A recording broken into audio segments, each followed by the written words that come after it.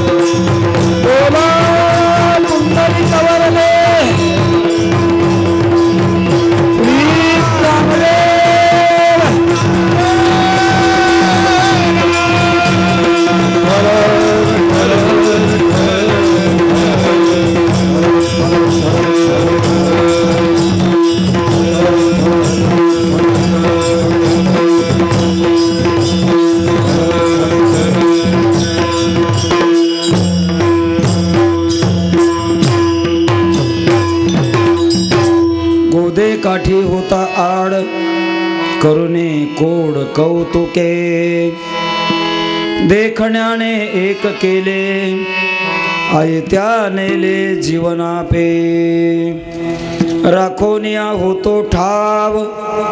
राखोनिया होतो ठाव अल्प जीव लावोनी देखण्याने एक केले आयत्या नेले जीवनापे तुका म्हणे फिटे धणी हे सज्जने विश्रांती देखण्याने एक केले आयत्या नेले जीवनापे पांडुरंगा करू प्रथम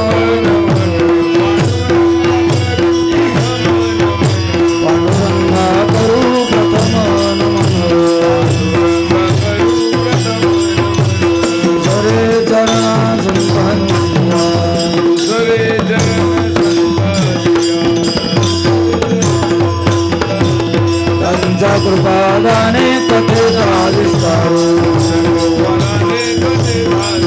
त्यांच्या कृपादाने कथेचा विस्तारो बाबाजी सद्गुरु दास तुका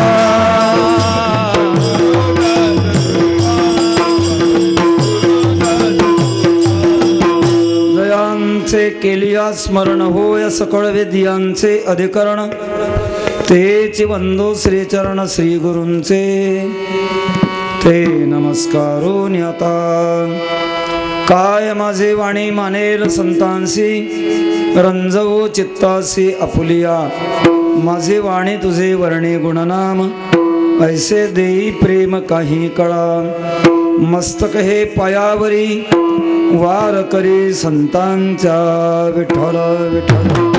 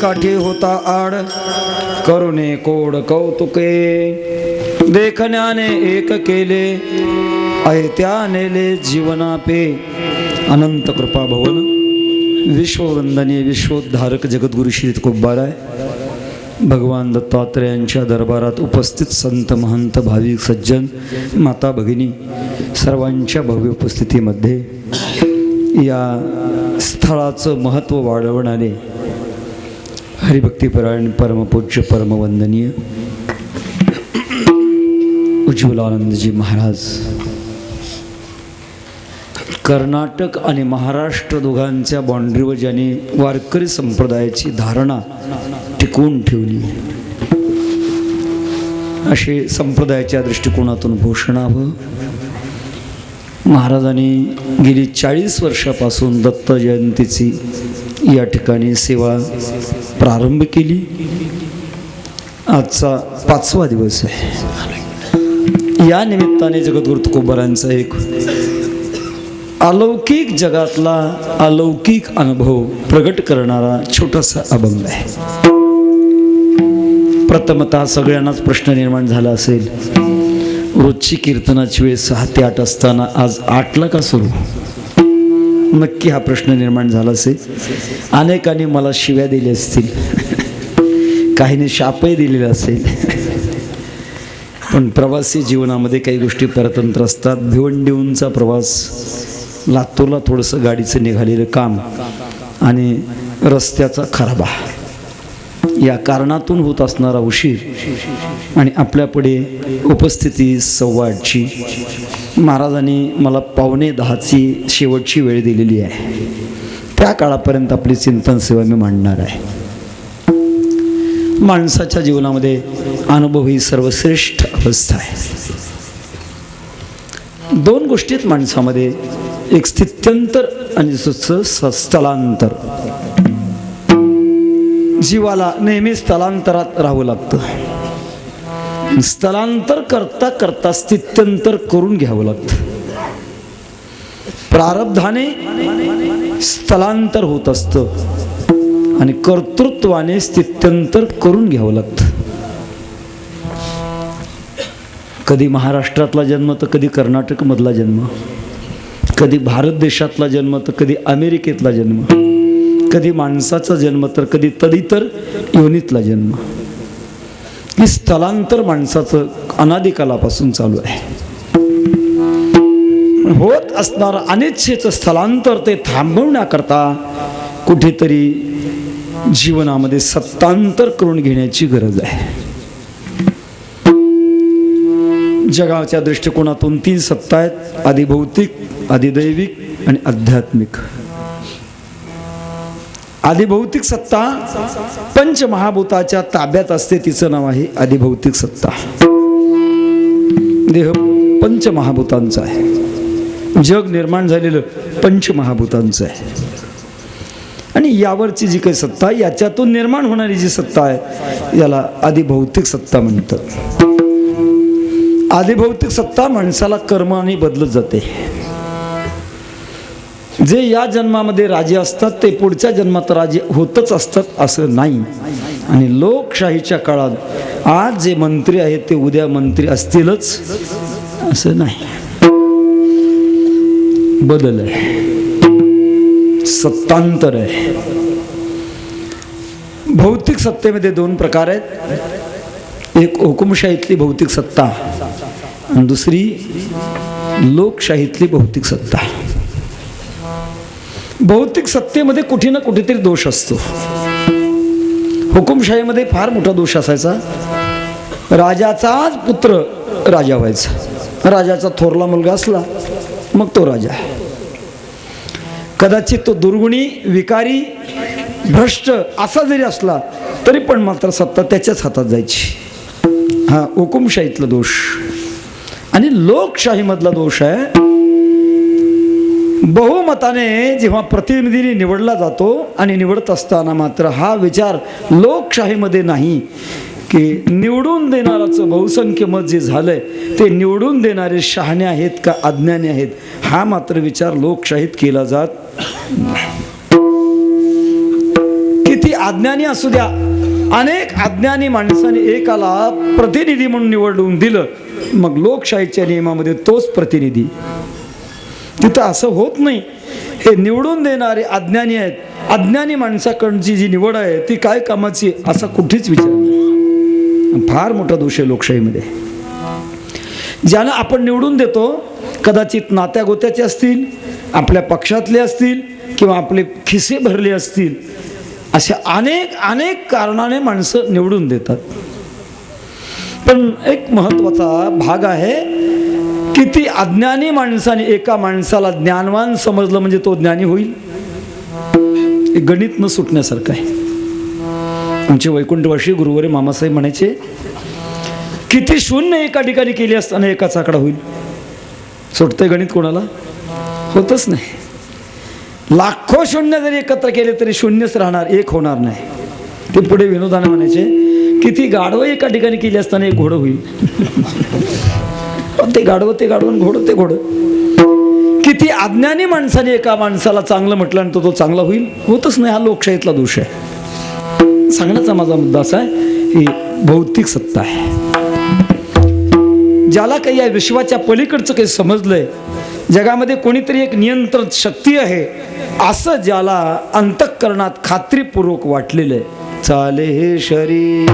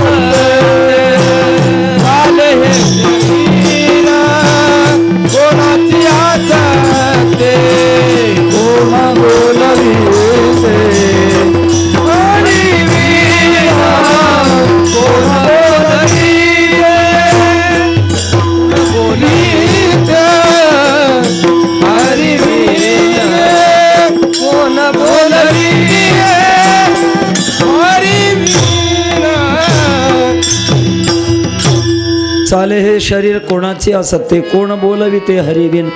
ज्याला हे कळालं, या भौतिक जगाला सत्ता देणारी एक दैवी सत्ता आहे. मंडपामध्ये ट्यूब्स पेटलेले आहेत, हॅलोजन पेटलेले आहेत, पण याच्यातून प्रकाश देणारी शक्ती मात्र डोळ्यांनी दिसत नाही. ट्यूब दिसेल, प्रकाश दिसेल, पण ज्याच्याद्वारा हे सक्रिय होतात ते मात्र दिसत नाही. एक सिद्धांत असा म्हणता येईल, जे आपल्याला जगामध्ये दिसतंय ते दिसणाऱ्यामुळे दिसत नाही, तर न दिसणाऱ्यामुळे दिसतंय. वायरमध्ये असणारी वीज दिसत नाही, पण विजेशिवाय प्रकाश नाही. तसं जगामध्ये सुप्त असणारी परमात्मा शक्ती, जिला आपण जगन्नाथ म्हणू, जग दिसेल पण जगन्नाथ दिसत नाही. पूर्वीच्या काळातला दृष्टांत सांगण्यासारखा आहे. करमणुकीकरता माणसं सिनेमागृहामध्ये जायची. पडद्यावर चित्र दिसायची, पण चित्र दाखवणारा दिसत नाही, चित्र दिसतात. जोपर्यंत चित्र दिसतात तोपर्यंत चित्र दाखवणारा दिसत नाही, आणि जेव्हा चित्र दाखवणारा दिसतो तेव्हा चित्र दिसत नाही. दोन्ही तरी एक दिसेल. या विश्वाच्या आत असणारी एक भगवत शक्ती, आणि त्या शक्तीने आपली सत्ता अनेक ठिकाणी वाटली आहे. वरुण म्हणा, कुबेर म्हणा, इंद्र म्हणा, चंद्र म्हणा, आदी करून सूर्य, चंद्र इत्यादिकामध्ये जी शक्ती वाटलेली आहे ही दैवी सत्ता आहे. आणि दैवी सत्ता ज्याच्या द्वारा बाहेर पडते, सक्रिय होते, ती सत्ता परमात्म्याची सत्ता. धन्याची की जी मायेबाप. जीवाला जीवत्व दशा प्राप्त झाल्यानंतर तो भौतिक सत्तेमध्ये राहतो, पण पण त्याने सत्तांतर करण्याची अत्यंत गरज आहे. भौतिक सत्तेतून दैवी सत्तेमध्ये, दैवी सत्तेतून अध्यात्म सत्तेमध्ये जाण्याची फार मोठी गरज आहे. जोपर्यंत अध्यात्म सत्तेमध्ये प्रवेश होत नाही तोपर्यंत जीवनाला खरी विश्रांती मिळू शकत नाही. आणि हे सगळं करण्याकरता माणसाला परमार्थ करण्याची अत्यंत गरज आहे. परमार्थामध्ये सुद्धा येणारी माणसं 3 कारणाने येतात. एक संस्कार, दुसरं विचार आणि तिसरा अनुभव. संस्काराने येणारी माणसं आपल्या भारत देशामध्ये असे किती कुटुंब आहेत, 7-7, 8-8 पिढ्या ज्यांच्या घराण्यामध्ये परमार्थ चालू आहे. समजायचं संस्काराने आले. लहान मुलं असतात, टाळ्या वाजवतात, विठ्ठल विठ्ठल म्हटलं की टाळ्या वाजवतात, सहज वाजवतात. शिकवता येत नाही, शिकवण्याची गरज पडत नाही त्यांना. पण त्यांना हे कळत नाही आपण टाळ्या का वाजवतो आणि काय म्हणतो हेही कळत नाही. फक्त रक्तातले ते संस्कार आहेत. संस्कार 2 प्रकारचे आहेत, वृत्तीतले संस्कार आणि रक्तातले संस्कार. क्षात्र स्वभाव तुझा झुंजवेल हा रक्तातला संस्कार आहे. आणि ज्यांच्या संगतीमध्ये अधिक सहवास झाला तीच वृत्ती मनामध्ये निर्माण होणं याला म्हणतात वृत्तीचा संस्कार. संस्कार न कळत माणसाकडनं काम करून घेतात. एक छोटासा दृष्टांत सांगून पुढे जाईन. रिटायर मिलिटरीमन उरलेली वेळ घालवण्याकरता आपल्या जन्मगावी आला. शिस्तीचा भोगता, गडबड गोंधळ सहन होत नव्हती.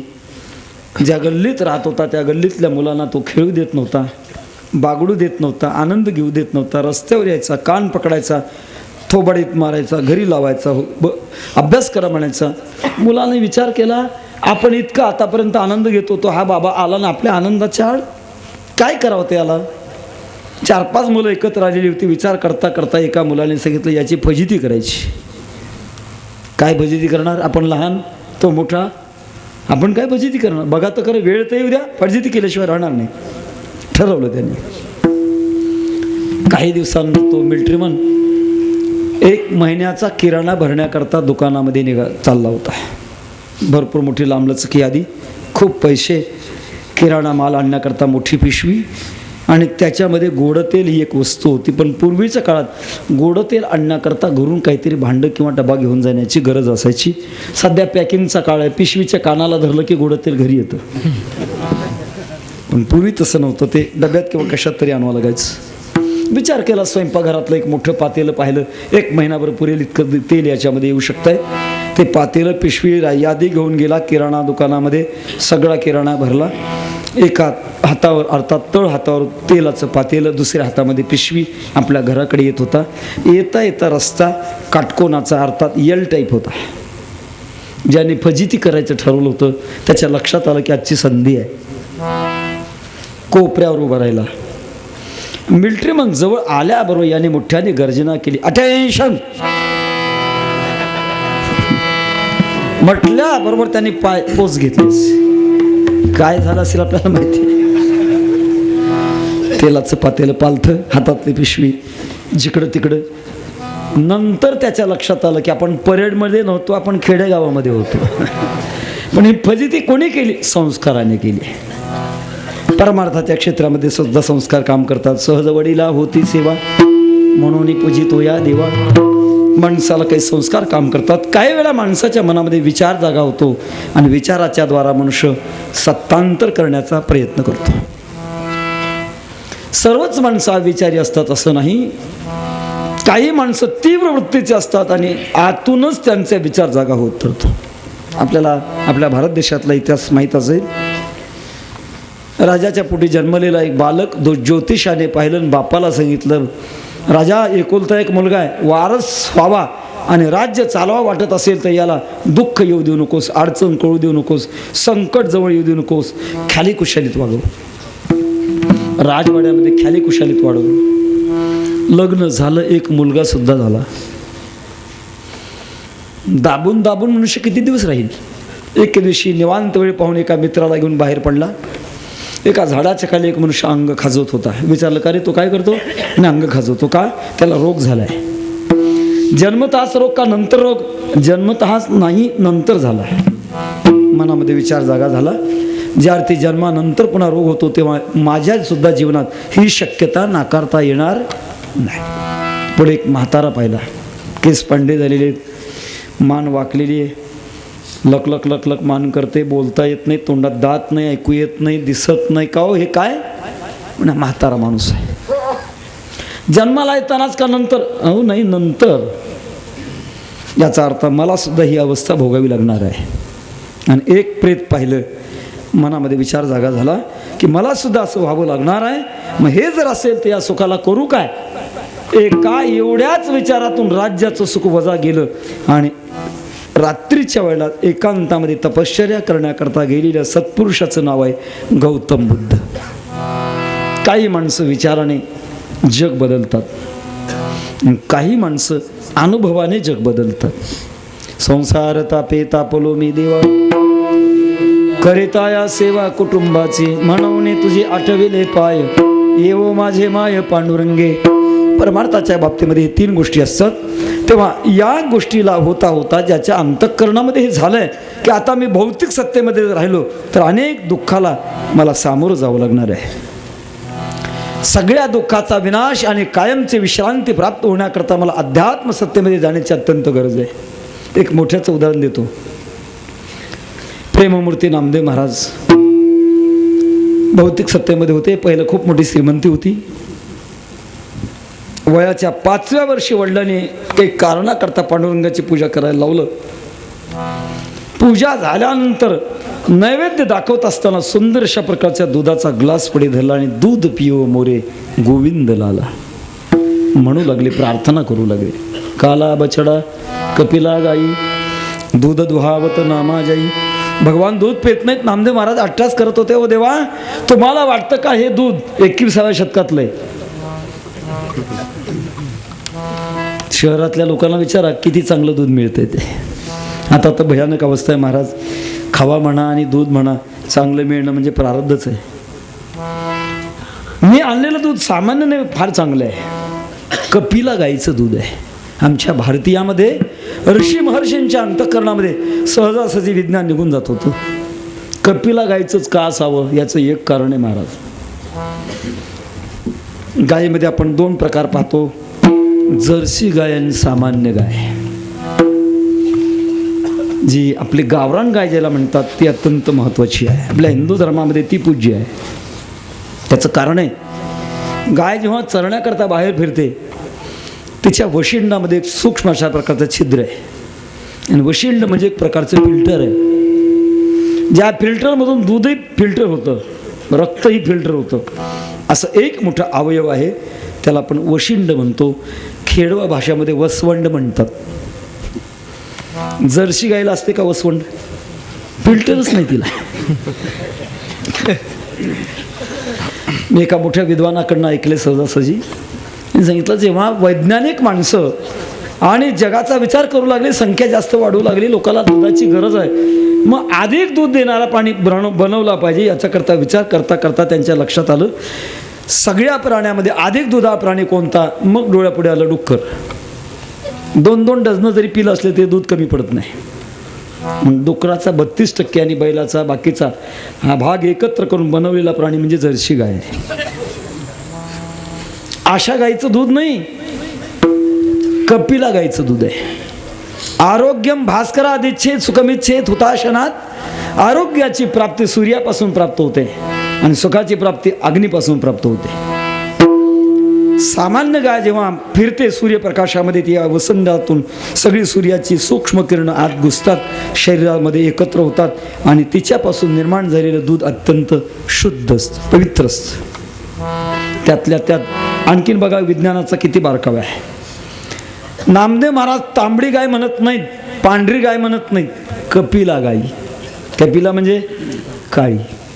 काळीच का म्हणतात? त्याचं कारण आहे, पांढरा रंग प्रकाशाचं परावर्तन करतो आणि काळा रंग प्रकाशाला खिचतो, म्हणून कपिला गायचं दूध श्रेष्ठ आहे. असं दूध आणलं मी पांडुरंगा प्या. भगवान पांडुरंग परमात्मा पित नव्हते. अशा वेळेला नामदेव महाराज हट्टाला पोहोचले. त्रिभुवन की मूरत दूधन पिवत सीर पछारे नामा रोवत. त्याचा परिणाम विटेवरची मूर्ती हादरली आणि नामदेव महाराजांच्या हातातलं दूध पिऊ लागली. सत्तांतर भौतिक सत्ता मागे राहिली, आता दैवी सत्तेमध्ये प्रवेश झाला. आणि दैवी सत्तेमध्ये प्रवेश झाल्याचा परिणाम नामदेव महाराज औंढ्या नागनाथला गेले असताना मंदिराच्या समोर कीर्तन करू लागले. पुजाऱ्यांनी सांगितलं, हो जागा नाही कीर्तनाची. नामदेव महाराजांनी आपलं कीर्तनाचं सगळं साहित्य उचललं, मंदिराच्या मागे गेले आणि तिथं कीर्तन करू लागले. नागनाथ भगवान विचार करू लागले, हे ऐकण्याकरता माझं भाग्य आहे, असे भक्त कधी मला मिळतात आणि यांचं कीर्तन मला ऐकायला मिळत नाही. ते कीर्तन माझ्या पाठीमागे चाललंय, इतरांना सुद्धा प्रचिती दाखवण्याकरता. फिरवेले देऊळ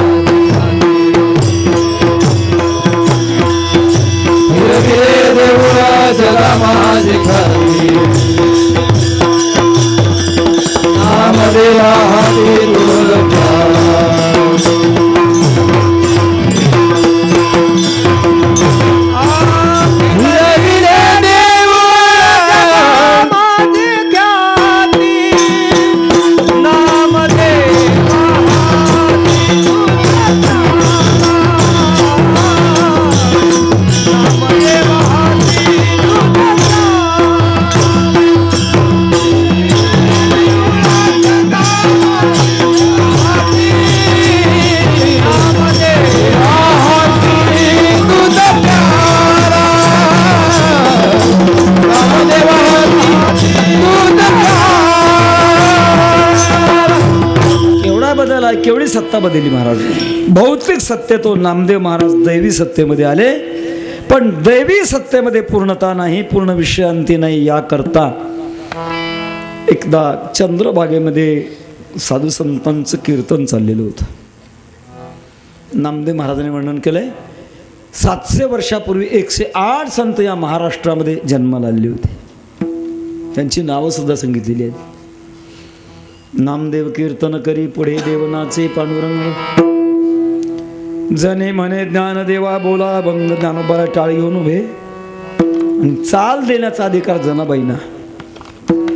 अभंग बोलता रंग कीर्तनी भरला, प्रेमाचे निछंदे विठो नाचू लागला. भगवान नाचू लागले. नाचता नाचता देवाचा गळला पितांबर, सावध होये देवायसा बोले कबीर.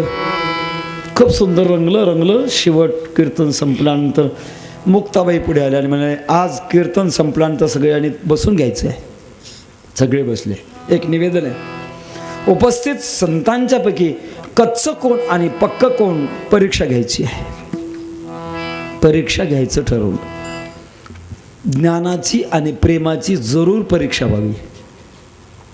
ऐकतोय आम्ही काही राजकारणी लोकांचे असे प्रयत्न चालू आहेत की मुलगा शाळेत गेल्यानंतर 8वी येतेपर्यंत परीक्षाच घ्यायची नाही, मुक्त. पण मला असं वाटतं हे स्वीट पॉयझन आहे, गोड विषय. बहुजन समाजाच्या मुलांना खड्ड्यात घालणार हे गोड विषय. कारण जी सावध माणसं आहेत ती आपल्या पाल्यानं आपल्या घरात शिकवतील आणि बहुजन समाजाची मुलं मात्र फुटपाथवर पडतील. भयानक धोका आहे. सांगण्याचा माझा मुद्दा आहे की ज्ञानाची परीक्षा व्हावी, प्रेमाची परीक्षा व्हावी, सर्वांची परीक्षा करायची आहे. कोण परीक्षक? उस्मानाबाद जिल्ह्यातले वैराग्य रागरसिक गोरोबा काका महाराज. त्यांना अधिकार दिला, हातामध्ये थापटणं घेतलं, डोक्यावर मारत चालले. भावना निर्माण करा. ज्या सभेमध्ये निवृत्तीनाथ बसले असतील, ज्ञानोबराय बसले असतील, सोपान काका बसले असतील, सावतोबराय बसले असतील, सर्वांच्या डोक्यावर थापटणं मारत चालले. कोणाची तक्रार नाही. शेवटी कीर्तनकाराकडे वळले. वळल्यानंतर नामदेव महाराज सांगितलं, ओ बाबा कुठली पद्धत आणली? परीक्षा घ्यायची अशी पद्धत कुठे असते? अजिबात आपल्या डोक्यात मारायचं नाही. दम देऊन नामदेव महाराज जेव्हा पळू लागले तेव्हा गोरोबा काका महाराजांनी रिझल्ट जाहीर केला. सगळे पक्केत, एवढंच कच्चं पळायला लागलेलं. नामदेव महाराजांनी सांगितलं, तुम्ही म्हणा कच्चं, माझ्या हातचा नैवेद्य भगवान पांडुरंग परमात्मा घेतो, माझ्या भजनाकरता मंदिर फिरतंय, मी कच्चा? पांडुरंगाकडे गेले आणि सांगितलं, पांडुरंगा संत सभेमध्ये त्या गोरोबा काकांनी मला कच्चं ठरवलं, खरं सांगा मी कच्चा आहे? पांडुरंग परमात्मा अस्मित हसू लागले आणि सांगितलं, नामदेवा अरे ती संत मंडळी म्हणतात तेच खरं आहे. वा देवा, माता कापी गळा तेथे कोण राखे बाळा, तुम्ही असं म्हणाव? होय नामदेवा, तू खरं मला ओळखत नाहीस. कशावरून ओळखत नाही? परीक्षा घ्या. रेल्वे स्टेशन जवळ पंढरपूरला पद्मावती तळ ती जागा परीक्षा केंद्र ठरवलं. भगवान पांडुरंग परमात्मा 3 वेळेला रूप बदलून आले. नामदेव महाराज ओळखू शकले नाहीत आणि सांगितलं, नामदेवा अरे 3 वेळेला तुझ्या पुढे ओळखू शकला नाहीस, तू कच्चा आहेस. मग देवा काय करू? औंढ्या नागनाथला जा, विसोबा महाराज आहे तिथे आणि त्यांच्याकडनं तू खरा पक्का होशील. दैवी सत्तेतले नामदेव महाराज औंढ्या नागनाथला गेले आणि खेचर महाराजांची कृपा झाल्यानंतर अध्यात्म सत्तेमध्ये प्रवेश झाला. सर्व सत्ता आली हाता, नाम याचा खेचर दाता. हे सत्तांतर जीवनामध्ये असणं अत्यंत आवश्यक आहे आणि त्या सत्तांतराचा प्रयत्न परमार्थाच्या क्षेत्रामध्ये केला जातो. जगद्गुरु तुकोबर आहे तो प्रयत्न करत होते आणि प्रयत्न करत असताना आलेल्या यशाचा आनंद महाराज अभंगाच्या पहिल्या चरणात प्रगट करतात. गोदे काठी होता आड, गोदे काठी होता आड, गोदे काठी होता आड, गोदे काठी होता आड, गोदे काठी होता आड, गोदे काठी होता आड, गोदे काठी होता आड, गोदे काठी होता आड. करुणे कोण कामुके, करुणे कोण कामुके, देखणारे केले, देखणारे केले. करुणे कोण कामुके, करुणे कोण